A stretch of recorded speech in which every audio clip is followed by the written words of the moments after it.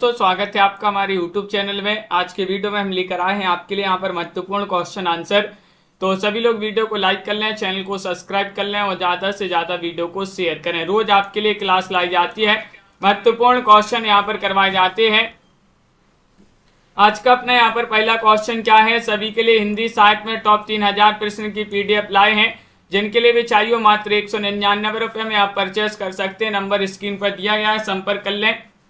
शत्रु मेरा बन गया है, छल रहित व्यवहार मेरा, उक्त पंक्ति किस कृति से ली गई है? वह कृति आप सभी के लिए चयन करना है। कौन सी वह कृति है? मधुशाला है, मधुबाला है, पलाशवन है, मधुकलश है। चयन करिएगा। क्वेश्चन नंबर 414 वह क्वेश्चन दिया गया है और 414 में आप सभी का सही आंसर है मधुकलश। विकल्प नंबर डी वाला जो है वह आप सभी का यहाँ पर सही आंसर है। बहुत बढ़िया, मधुकलश आप सभी का सही आंसर है। सूर्य बने साधु का विक्रेता, सिंधु बने घट जलहाला, ये जो है मधुशाला की पंक्ति है। बस एक बार पूछा जाता है, यदि अमृत से पड़ता पाला, ये मधुबाला की पंक्ति है। हरिवंशराय बच्चन की रचनाएं मानी जाती हैं। हिंदी काव्य खालिस्तान मांसलवाद के प्रवर्तक माने जाते हैं। कौन माने जाते हैं? रामेश्वर शुक्लांचल हैं, हरिवंशराय बच्चन है, सुमित्रानंदन पंत हैं, जयशंकर प्रसाद हैं, कौन है?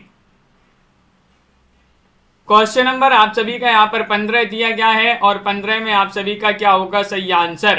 हिंदी काव्य खालिस्तान मांसलवाद के प्रवर्तक माने जाते हैं, तो रामेश्वर शुक्लांचल आप सभी का यहाँ पर सही आंसर है। विकल्प नंबर ए वाला जो है वह आप सभी का सही आंसर होगा। बहुत बढ़िया, बिल्कुल सही आंसर आप लोगों ने चयन किया है।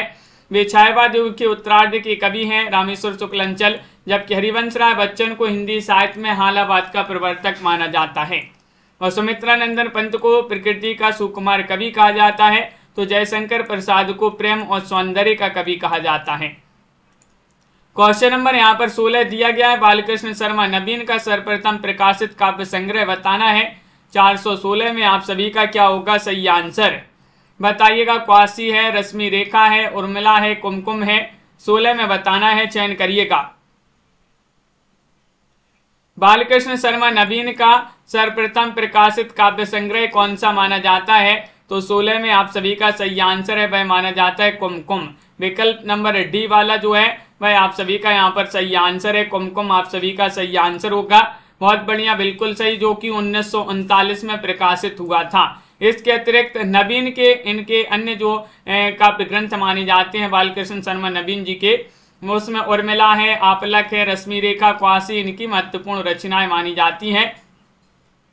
क्वेश्चन नंबर आप सभी से यहाँ पर पूछा गया है 17, पुष्प की अभिलाषा नामक प्रसिद्ध कविता लिखी है। किन्होंने लिखी है? माखनलाल चतुर्वेदी ने, रामनरेश त्रिपाठी ने, रत्नाकर ने, नवीन ने, किन्होंने लिखी है?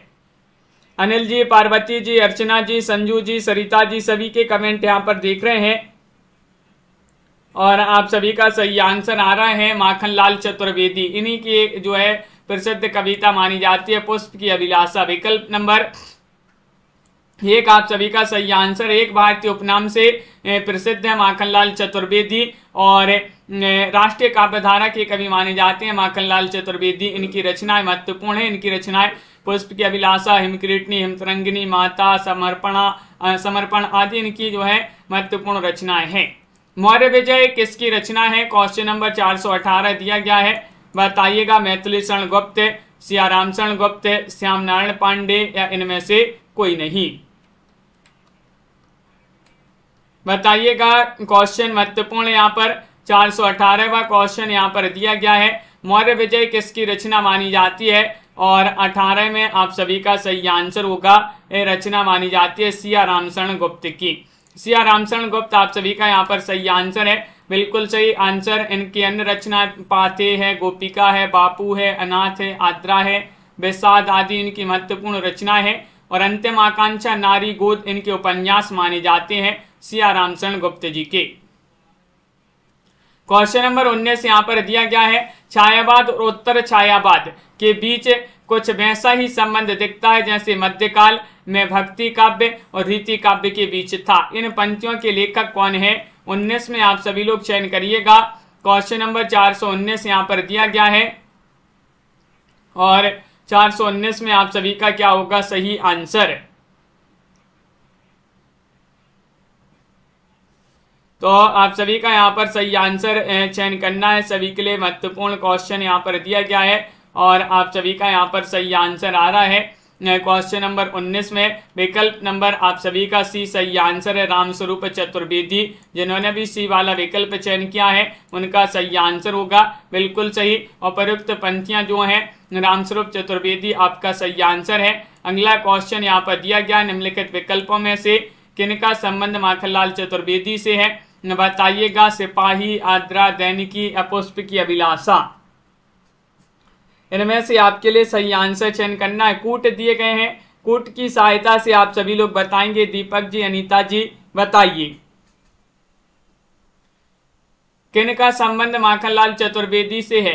ये रचना यहाँ पर दी गई है और आप सभी का सही आंसर है। क्या है सही आंसर 20 में? विकल्प नंबर 20 सही आंसर होगा कूट में, यानी कि 1 और 4 आपका सही आंसर है। सिपाही और पुष्प की अभिलाषा, ये जो है दोनों जो रचनाएं इन्हीं की मानी जाती हैं, माखनलाल चतुर्वेदी जी की रचनाएं मानी जाती हैं। और आद्रा और दैनिकी तो जो है सियाराम शरण गुप्त जी की रचनाएं मानी जाती हैं। क्वेश्चन नंबर 21 यहाँ पर दिया गया है, देखिएगा 21वां क्वेश्चन है कि हिंसा नल से शांत नहीं होता हिंसा नल, उपयुक्त ध्येय वाक्य का संबंध किस काव्य रचना से है। क्वेश्चन नंबर 421 में आप सभी के लिए चयन करना है, बताइए। हिंसा नल से शांत नहीं होता हिंसा नल, उपयुक्त ध्येय वाक्य का संबंध किस काव्य रचना से है। कुरुक्षेत्र, जयद्रथ वध, उन्मुक्त या फिर अशोक की चिंता। तो विकल्प नंबर आप सभी का यहाँ पर सी सही आंसर होगा, उन्मुक्त आपका सही आंसर होगा बिल्कुल सही। उन्मुक्त जिन्होंने भी चयन किया है उनका यहाँ पर सही आंसर होगा। अगला क्वेश्चन यहाँ पर देखिएगा, क्वेश्चन नंबर यहाँ पर 22 दिया गया है कि निम्नलिखित में से कौन कौन से कवि उत्तर छायावाद से संबंधित हैं, वह कवि आपके लिए बताना। रामनरेश त्रिपाठी, रामेश्वर शुक्ल अंचल, बालकृष्ण शर्मा नवीन, भारत भूषण अग्रवाल, बताइए। सभी लोग चयन करेंगे कौन कौन से कवि उत्तर छायावाद से संबंधित हैं। क्वेश्चन महत्वपूर्ण है, 22वां क्वेश्चन यहाँ पर दिया गया है और आप सभी का यहाँ पर सही आंसर आ रहा है 22 में। विकल्प नंबर सी सही आंसर है, यानी कि सी में बी और सी। बी में रामेश्वर शुक्ल अंचल और बालकृष्ण शर्मा नवीन, ये दोनों आप सभी का बिल्कुल सही आंसर होगा, उत्तर छायावाद से संबंधित हैं। रामनरेश त्रिपाठी द्विवेदी मंडल के बाहर और दूसरे स्वच्छंदतावादी कवि हैं। भारत भूषण अग्रवाल ये प्रयोगवादी कवि माने जाते हैं, भारत भूषण अग्रवाल। 23वां क्वेश्चन है कि छायावाद तत्वतः प्रकृति के बीच जीवन का उद्गीत है, अजय घोष है। अजय घोष आप सभी के लिए यह उद्घोष है किसका? महादेव वर्मा या नंद दुलारे वाजपेयी, जयशंकर प्रसाद या रामविलास शर्मा। क्वेश्चन नंबर 23 में आपके लिए चयन करना है। सभी लोग एक बार वीडियो को शेयर कर देंगे ताकि सभी लोग इस क्लास से जुड़ जाएं। दिव्यांशु जी, हरिकेश जी, जानवी जी, छायावाद तत्वतः प्रकृति के बीच जीवन का उद्गीत है, उद्घोष किसका माना जाता है? तो आप सभी का सही आंसर है महादेवी वर्मा। विकल्प नंबर ए वाला आप सभी का यहाँ पर सही आंसर होगा, महादेवी वर्मा आप सभी का सही आंसर है बिल्कुल सही। जबकि नंद दुलारे वाजपेयी लिखते हैं कि मानव अथवा प्रकृति के सूक्ष्म किंतु व्यक्त सौंदर्य में आध्यात्मिक छाया का भान मेरे विचार से छायावाद की सर्वमान्य व्याख्या हो सकती है। और जयशंकर प्रसाद लिखते हैं जब वेदना के आधार पर स्वानुभूतिमयी अभिव्यक्ति होने लगी तब हिंदी में उसे छायावाद के नाम से अभिहित किया जाता है। जबकि लिखते हैं रामविलास शर्मा जी कि छायावाद स्थूल के प्रति सूक्ष्म का विद्रोह नहीं रहा है, वरन थोथी नैतिकता, रूढ़िवाद और सामंती साम्राज्यवादी बंधनों के प्रति विद्रोह रहा है। क्वेश्चन नंबर यहाँ पर आपका दिया गया है, कौन सा क्वेश्चन यहाँ पर दिया गया है? 24। नौका विहार कविता में गंगा की लहरों के बीच चांद के प्रतिबिंब के लिए किस प्रकार की नायिका का उल्लेख है, ये आपके लिए बताना है। क्वेश्चन नंबर 24 यहाँ पर दिया गया है, क्या होगा सही आंसर? पंकज जी, वंदना जी, रमेश जी, आप सभी का यहाँ पर सही आंसर होगा। नौका विहार कविता में गंगा की लहरों के बीच चांद के प्रतिबिंब के लिए किस प्रकार की नायिका का उल्लेख है? तो आप सभी का सही आंसर है मुग्धा। मुग्धा आपका यहाँ पर सही आंसर होगा। विकल्प नंबर 1 जिन्होंने भी चयन किया है उनका सही आंसर है। कामायनी में मनु ने श्रद्धा को क्या कहकर संबोधित किया है? तरंगों से फेंकी मणि, या फिर करुणा में सुंदर मौन, हृदय की अनुकृति, बसंत के दूत, प्रथम कवि का सुंदर छद। 25 में आप सभी के लिए चयन करना है। 25 में आप सभी का क्या होगा सही आंसर। कामायनी में मनु ने श्रद्धा को क्या कहकर संबोधित किया है। 25वां क्वेश्चन यहाँ पर दिया गया है और आप सभी का सही आंसर होगा यहाँ पर विकल्प नंबर डी होगा सही आंसर, बसंत के दूत यहाँ पर सही आंसर है। बसंत के दूत आप सभी का यहाँ पर सही आंसर होगा, बिल्कुल सही। विकल्प नंबर जिन्होंने भी यहाँ पर डी चयन किया है उनका सही आंसर है। यहाँ पर नौका विहार कविता में गंगा की लहरों के बीच चांद के प्रतिबिंब के लिए किस प्रकार की नायिका का उल्लेख है। तो यहाँ पर देखिए, नौका विहार कविता में गंगा की लहरों के बीच चांद के प्रतिबिंब के लिए मुग्धा नायिका का उल्लेख है। नौका विहार कविता पंत जी की मानी जाती है। और अगला क्वेश्चन यहाँ पर देखिएगा, विकल्प यहाँ पर अगला क्वेश्चन क्या दिया गया है। यहाँ पर 26वां क्वेश्चन है, कामायनी में प्रारंभ से लेकर वासना तक सर्गों का सही क्रम आपके लिए बताना है, कौन सा माना जाता है, बताइए। कामायनी के सर्ग कई बार अपन ने पढ़े हैं, क्रम से जो है पूछे जाते हैं, तो भाई पूछ लिया गया। गीता जी यहाँ पर क्वेश्चन, तनु जी बताइए। कामायनी में प्रारंभ से लेकर वासना तक के सर्गों का सही क्रम बताना है, यहाँ पर क्वेश्चन महत्वपूर्ण है। 26वां क्वेश्चन है और 26 में आप सभी का सही आंसर है वासना तक के सर्गों को बताने, तो चिंता, काम, श्रद्धा, आशा। वासना आप सभी का डी वाला होगा सही आंसर, डी वाला। कामायनी में प्रारंभ से लेकर वासना तक के सर्गों का सही क्रम होगा चिंता, आशा, श्रद्धा, काम, वासना, लज्जा। इस प्रकार जो है ये आपके सही आंसर है कामायनी। महाकाव्य प्रसाद जी का, जिसको शांति प्रिय द्विवेदी ने कामायनी को छायावाद का उपनिषद कहा है। और अब भी पढ़ा था अपन ने, प्रसाद जी जो है प्रेम और सौंदर्य के कवि माने जाते हैं। यहाँ पर क्वेश्चन नंबर यहाँ पर 27 दिया गया है। देखिएगा 27वां क्वेश्चन है, डॉक्टर रामविलास शर्मा के अनुसार राम की शक्ति पूजा किन दो कविताओं का सार तत्व है, बताइए। 27 में आप सभी के लिए चयन करना है।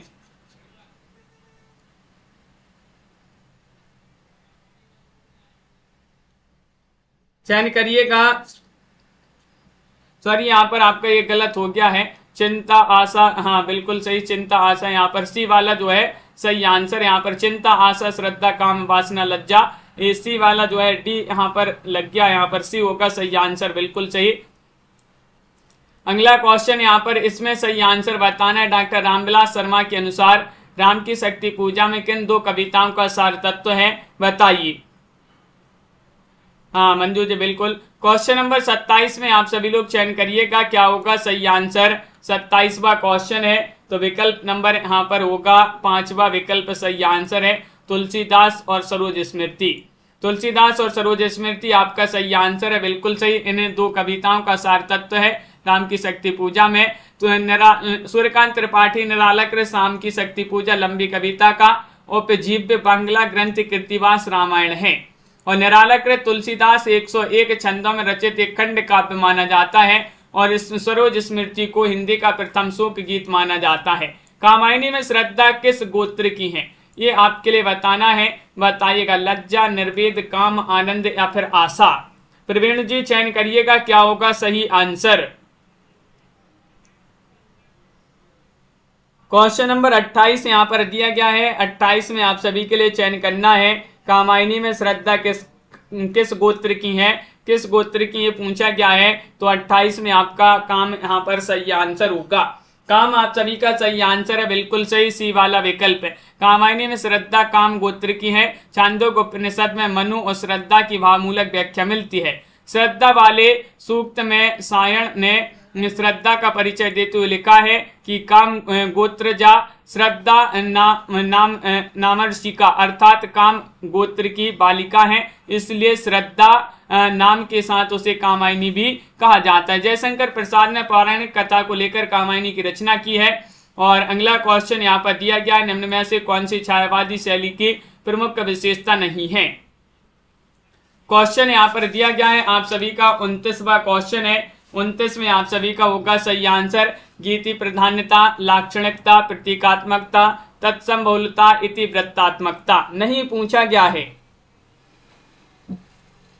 तो नहीं में तो आप सभी का यहाँ पर सही आंसर क्या होगा, विकल्प नंबर आपका ई वाला जो है वह सही आंसर है, इतिवृत्तात्मकता। पांचवा विकल्प यहाँ पर सही आंसर होगा। इतिवृत्तात्मकता छायावादी शैली की प्रमुख विशेषता नहीं है, ये मानी जाती है द्विवेदी युगीन कविता की विशेषता। इतिवृत्तात्मकता महत्वपूर्ण है, बिल्कुल सही। अगला क्वेश्चन यहाँ पर देखिएगा, क्वेश्चन यहाँ पर दिया गया है 30वां क्वेश्चन है, किस विकल्प में रचना और उसका प्रकाशन सही नहीं है। जूही की कली निराला 1916, युगांत पंत की रचना 1936, कामायनी प्रसाद की रचना 1938, यामा माधवी वर्मा की रचना 1940। बताइए।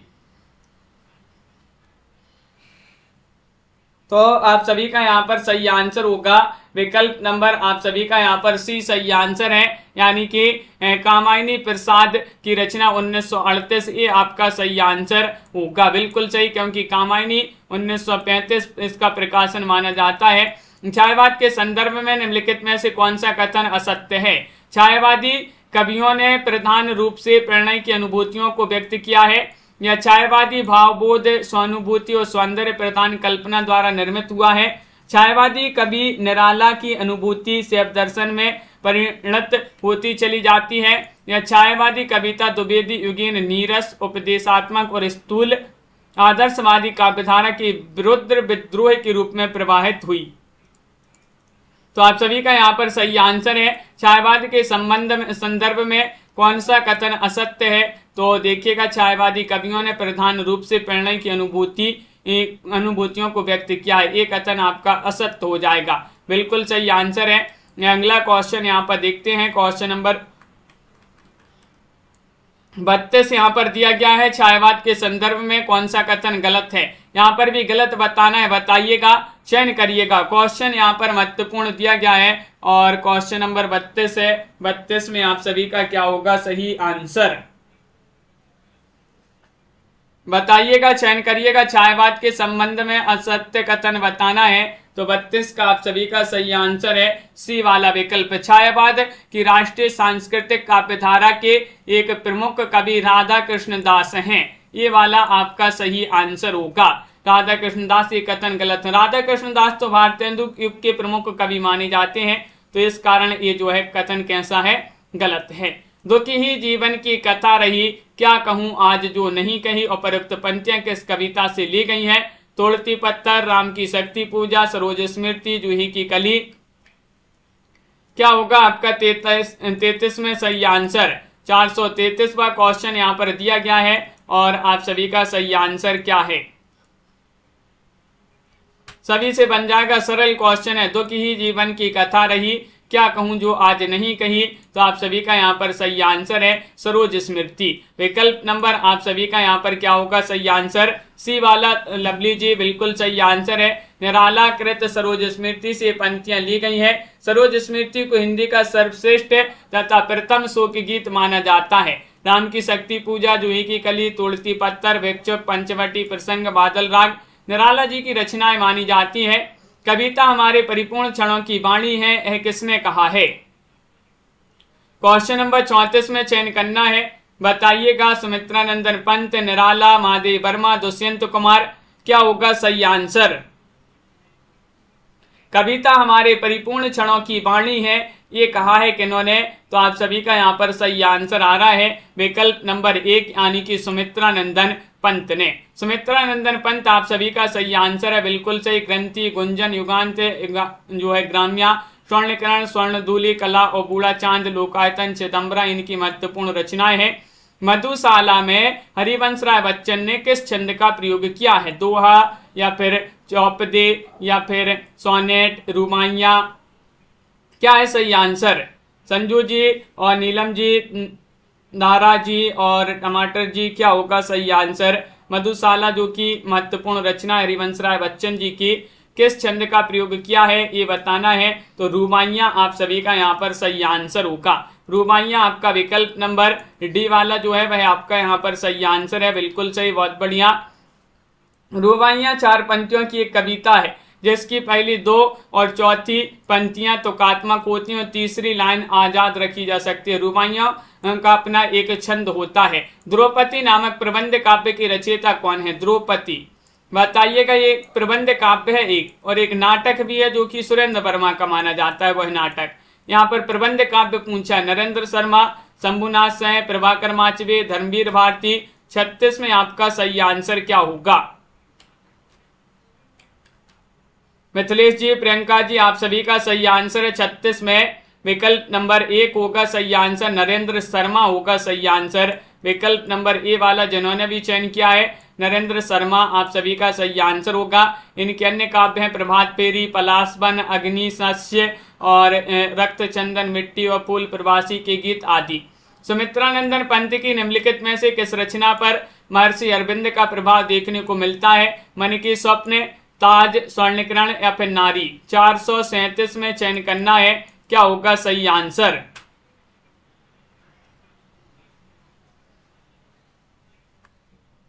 हाँ हर्षिता जी, तो आप सभी का यहाँ पर सही आंसर होगा स्वर्णकिरण होगा सही आंसर। सुमित्रानंदन पंत की स्वर्णकिरण रचना पर महर्षि अरविंद का प्रभाव देखने को मिलता है, तो सी वाला विकल्प आप सभी का यहाँ पर सही आंसर होगा। रचनाओं को रचनाकारों के अनुसार यहाँ पर उनके साथ सम्मिलित करना है। ये यहाँ पर कूट भी दिए गए हैं, इन कूट की सहायता से सम्मिलित करना है। चलिए एक बार इनको देख लें, कूट को सम्मिलित कर देते हैं। प्रेम पथिक के रचनाकार कौन माने जाते हैं? तो प्रेम पथिक तो जो है जयशंकर प्रसाद की रचना मानी जाती है। गीतिका किन की रचना मानी जाती है? निराला जी की। निराले गीत जो है अपन ने याद किया था, निराले गीत गूंज रहे, तो निराला जी की रचना। सांध्य गीत महादेवी वर्मा की रचना, जिन्हें आधुनिक युग की मीरा कहा जाता है, गुंजन मानी जाती है, पंत जी की रचना। इस प्रकार यहाँ पर सम्मिलित किए गए हैं। आगे 39वां क्वेश्चन क्या दिया गया है, देखिए। प्रसाद जी ने अपनी किस रचना में आनंद की प्रतिष्ठा दार्शनिकता के ऊपरी आभास के साथ कल्पना की भूमिका बनाकर दी है? बताइएगा। आंसू, लहर, कामायनी या फिर झरना। 39वां क्वेश्चन यहाँ पर दिया गया है। 39 में क्या होगा सही आंसर? प्रमोद जी, सभी लोग बताइए, प्रसाद जी ने अपनी किस रचना में आनंद की प्रतिष्ठा दार्शनिकता की ऊपरी आभास के साथ कल्पना की भूमिका बनाकर दी है? तो आप सभी का यहाँ पर सही आंसर होगा यहाँ पर विकल्प नंबर सी सही आंसर है, कामायनी। कामायनी जिन्होंने भी चयन किया है उनका यहाँ पर सही आंसर है, बिल्कुल सही, बहुत बढ़िया। किस धारा का काव्य भौतिक तथा आध्यात्मिक के द्वैत और संघर्ष की ज्वलंत आधुनिक समस्या से जूझने का प्रयास है? क्वेश्चन नंबर 440 है और 440 में बताना है, बताइए। 440 में नई कविता, प्रगतिवाद, छायावाद, प्रयोगवाद। तो क्वेश्चन महत्वपूर्ण है और आप सभी का यहाँ पर सही आंसर आ रहा है कि छायावाद यहाँ पर सही आंसर होगा। छायावाद आपका सही आंसर है। छायावाद धारा का काव्य भौतिक तथा आध्यात्मिक द्वैत और संघर्ष की ज्वलंत आधुनिक समस्या से जूझने का प्रयास है। काव्य आत्मा की संकल्पनात्मक अनुभूति है, यह कथन किसका है? रामचंद्र शुक्ल, पंत, महादेव वर्मा या फिर प्रसाद? आस्था जी चयन करिएगा। सुहानी जी, आनंद जी, क्या होगा सही आंसर? काव्य आत्मा की संकल्पनात्मक अनुभूति है, यह कथन किसका माना जाता है? तो क्वेश्चन नंबर 441 है और 441 में आप सभी का सही आंसर होगा जयशंकर प्रसाद। विकल्प नंबर डी वाला जो है वह आप सभी का यहाँ पर सही आंसर है। सुमित्रानंदन पंत लिखते हैं कविता हमारे परिपूर्ण क्षणों की वाणी है। महादेव वर्मा लिखते हैं कविता कवि विशेष की भावनाओं का चित्रण है और वह चित्रण इतना ठीक है कि उससे वैसी भावनाएं किसी दूसरे के हृदय में आविर्भूत होती हैं। महावीर प्रसाद द्विवेदी लिखते हैं कि अंतःकरण की वृत्तियों के चित्र का नाम कविता है। और अगला क्वेश्चन यहाँ पर देखिएगा, पंत जी की काव्य कृति नहीं बताना है, कौन सी नहीं है? दीपशिखा नहीं है, ग्राम्या नहीं है, युगांत नहीं है, पल्लव नहीं है। 42 में चयन करिएगा। राकेश जी, साधना जी, क्या होगा सही आंसर? अभी भी बहुत सारे लोग हैं जिन्होंने वीडियो को लाइक नहीं किया है, जल्दी से एक बार वीडियो को लाइक अवश्य कर लेंगे सभी लोग। और आप सभी का यहाँ पर सही आंसर होगा, क्या होगा सही आंसर? पंत जी की काव्य कृति नहीं है तो दीपशिखा आप सभी का जो है वह आप सभी का सही आंसर होगा। महादेव वर्मा की काव्य कृति मानी जाती है दीपशिखा, जबकि ग्राम्या, युगांत, पल्लव सुमित्रानंदन पंत की रचना है। कामायनी में कौन सा सर्ग नहीं है? लोभ, श्रद्धा, चिंता, आनंद। नहीं पूछा गया है। कामायनी में 15 सर्ग हैं और क्या होगा सही आंसर बताइए। रजमान जी।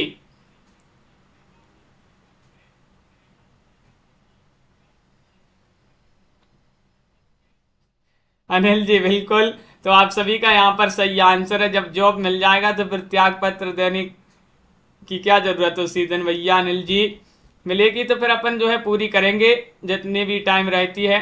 तो क्वेश्चन नंबर यहाँ पर 43 दिया गया है, कामायनी में कौन सा सर्ग नहीं है। अब आपके लिए क्या जरूरत, आपके तो पेट्रोल पंप खुले हैं अनिल जी। कामायनी में कौन सा सर्ग नहीं है, लोभ, श्रद्धा, चिंता या फिर आनंद। तभी आप जो है एक दिन के लिए बोल रहे हो। तो विकल्प नंबर आप सभी का यहाँ पर ए वाला जो है वह आपका यहाँ पर सही आंसर है। बहुत बढ़िया। छायावाद के भ्रम में कहे जाने वाले प्रसाद द्वारा रचित कामायनी में 15 सर्ग हैं। लोभ जो है कामायनी का सर्ग नहीं है। बहुत बढ़िया। अगला क्वेश्चन यहाँ पर देखिएगा, महादेव वर्मा का संस्मरणात्मक रेखा चित्र नहीं है। अतीत के चलचित्र, स्मरण और श्रद्धांजलियां, पति के साथी या फिर स्मृति की रेखाएं। क्वेश्चन नंबर आप सभी का यहाँ पर 444 है और 444 में क्या होगा सही आंसर। और हाँ टमाटर जी बिल्कुल सही। तो क्वेश्चन नंबर 444 में आपके लिए चयन करना है, महादेव वर्मा का संस्मरणात्मक रेखा चित्र नहीं है। तो विकल्प नंबर आप सभी का यहाँ पर क्या होगा सही आंसर। बिल्कुल सही, बी वाला विकल्प आपका सही आंसर है। संस्मरणात्मक और श्रद्धांजलियां, बी वाला विकल्प आपका सही आंसर है। बहुत बढ़िया। सुमित्रा नंदन पंत विरचित ग्राम्य तथा युगवाणी किस विचार की रचनाएं हैं, बताइए। चयन करिएगा, प्रयोगवादी, राष्ट्रवादी, छायावादी, प्रगतिवादी। 445वां क्वेश्चन यहाँ पर दिया गया है और आप सभी का क्या होगा सही आंसर।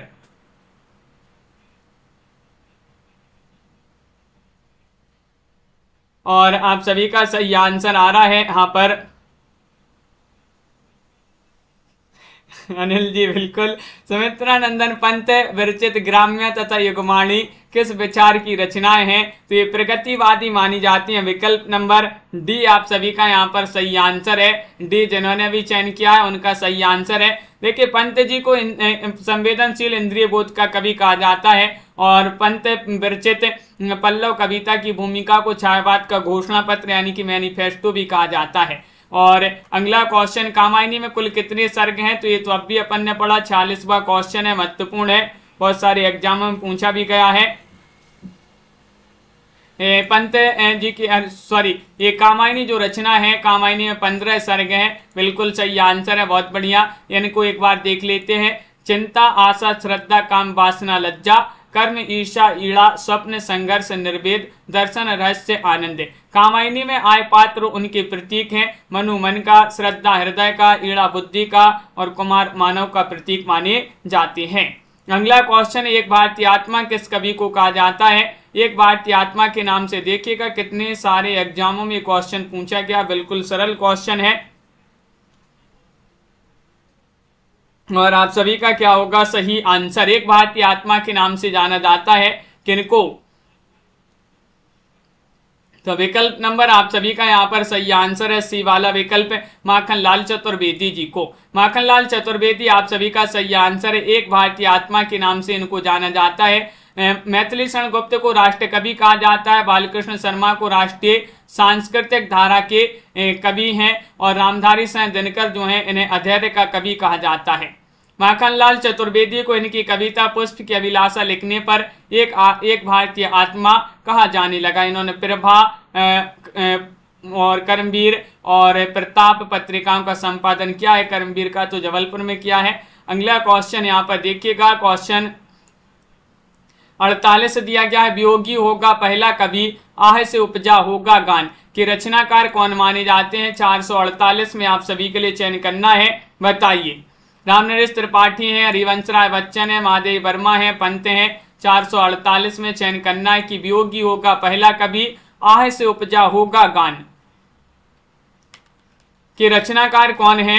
तो आप सभी का यहाँ पर सही आंसर आ रहा है कि सुमित्रा नंदन पंत माने जाते हैं। विकल्प नंबर आप सभी का यहाँ पर डी जो है वह आपका सही आंसर होगा, सुमित्रा नंदन पंत। पराधीन रहकर अपना शोक न सह सकता है। रामनरेश त्रिपाठी जी की पंक्तियां हैं। मैं अधर में है अधर्म में रस मुझे मदहोश कर दो। ये पंक्तियां हरिवंशराय बच्चन की मानी जाती हैं। गाता प्राणों का तार तार अनुराग भरा उन्माद राग, महादेवी वर्मा की ये पंक्तियां मानी जाती हैं। प्रकाशन वर्ष की दृष्टि से पंत की काव्य कृतियों का सही अनुक्रम यहाँ पर चयन करिएगा। कौन सा अनुक्रम 449 में सही आंसर होगा? 449 में चयन करना है। क्वेश्चन महत्वपूर्ण है, 4 विकल्प आपके यहाँ पर दिए गए हैं। प्रकाशन वर्ष की दृष्टि से पंत की काव्य कृतियों का सही अनुक्रम आपके लिए बताना है। तो 49 में आप सभी का यहाँ पर सही आंसर होगा। क्या होगा सही आंसर? विकल्प नंबर 1 सही आंसर है। ग्रंथि, गुंजन, युगांत, युगवाणी और स्वर्ण धूलि। विकल्प नंबर ए आप सभी का यहाँ पर सही आंसर होगा।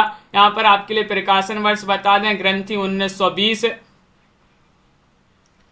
ग्रंथि 1920 की मानी जाती है। तो वही बात करें यहाँ पर गुंजन 1932, युगांत 1936, युगवाणी 39 और स्वर्ण धूलि 1947। क्वेश्चन नंबर यहाँ पर 50 दिया गया, छायावादी काव्य से संबंधित कौन सा कथन सही नहीं है, बताइए। चयन करिएगा। रहस्यवाद इसका प्रमुख अंग है। इसमें वेदना के आधार पर स्वानुभूति की अभिव्यक्ति को प्राथमिकता दी गई है।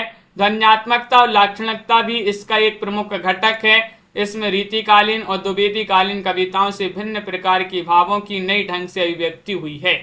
छायावादी काव्य के संबंध में कौन सा कथन सही नहीं है? 50 में आप सभी का सही आंसर है सी, ध्वन्यात्मकता और लाक्षणिकता भी इसका एक प्रमुख घटक है। ये कथन सही नहीं है। बिल्कुल सही आंसर है ध्वन्यात्मक और लाक्षणिकता भी इसका एक प्रमुख घटक है। छायावाद के संबंध में ये कथन सही नहीं है। इसमें वेदना के आधार पर स्वानुभूति की अभिव्यक्ति को प्राथमिकता दी गई है। रहस्यवाद इसका प्रमुख अंग है। इसमें रीतिकालीन और द्विवेदी युगीन कविताओं से भिन्न प्रकार के भावों की नए ढंग से अभिव्यक्ति हुई है। ये कथन बाकी के सत्य हैं। तो यहाँ पर आज के क्लास में बस इतने ही क्वेश्चन है, क्योंकि आगे इसके आगे जो है पीडीएफ नहीं बनाई है, इतने ही क्वेश्चन की बनी थी। तो कोई बात नहीं, कल अपन पढ़ेंगे।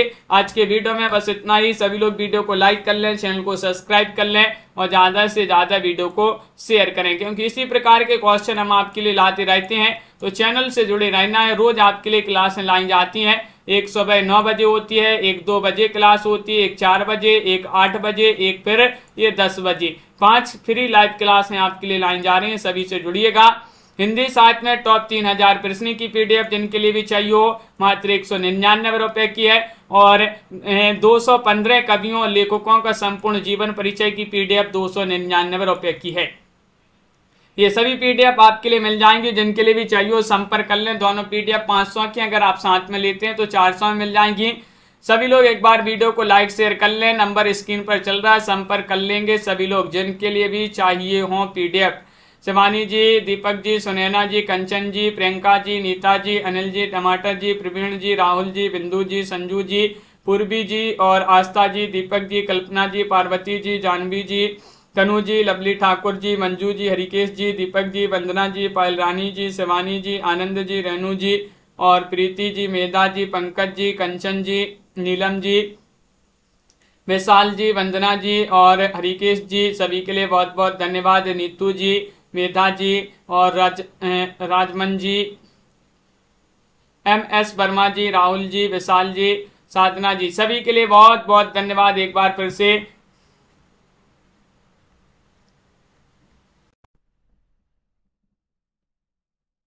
बिल्कुल अनिल जी साथ हैं हम आपके। अनिल जी बिल्कुल, तब तक आपकी जो परीक्षा नहीं होगी तब तक हिंदी साहित्य इसी तरह जो है अपना चलता रहेगा। प्रवीण जी, सभी के लिए बहुत बहुत धन्यवाद। आज के वीडियो में बस इतना ही। पूर्वी सेन जी, मिलते हैं अगली क्लास में। सभी के लिए बहुत बहुत धन्यवाद। जय हिंद।